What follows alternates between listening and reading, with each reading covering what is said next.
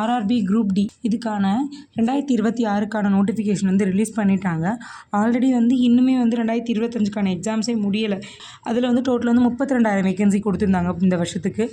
Next வருஷத்துக்கான நோட்டிஃபிகேஷனும் இப்போ வந்து ஷார்ட் நோட்டீஸ் வந்து ரிலீஸ் ஆயிடுச்சு. அதில் டோட்டலாக நமக்கு பார்த்தோம்னா 22,000க்கு மேலே வேகன்சி இருக்குது.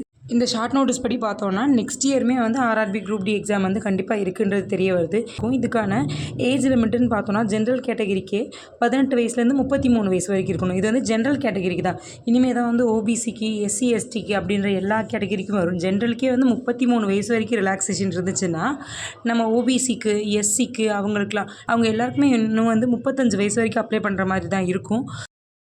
மேலும் ஆர்ஆர்பி குரூப் டி பற்றின முழு விவரம் நீங்கள் வந்து தெரிஞ்சுக்கணுன்னா நம்ம சேனலில் ஆல்ரெடி வந்து long video RRB group D 2026க்கான லாங் வீடியோ வந்து போஸ்ட் பண்ணிட்டேன். அதை வந்து பார்த்து தெரிஞ்சுக்கோங்க. அதில் தான் வந்து உங்களோட ஏஜ் ரிலாக்ஸேஷனாக இருக்கட்டும், சேலரியாக இருக்கட்டும், எக்ஸ்பீரியன்ஸ் எவ்வளோ இருக்கணும் அப்படின்ற எல்லா டீட்டெயிலுமே அதில் தான் இருக்குது. ஸோ வந்து அதை செக் பண்ணிக்கோங்க. அதுக்கான லிங்க்கையுமே இந்த ஷார்ட்ஸ்க்கு கீழே நான் கொடுத்துருக்கேன். அப்படி இல்லைனா டிஸ்கிரிப்ஷன்லேயே வந்து கொடுத்துருக்கேன். அதை செக் பண்ணி இதுக்கான முழு விவரத்தையும் தெரிஞ்சுக்கோங்க.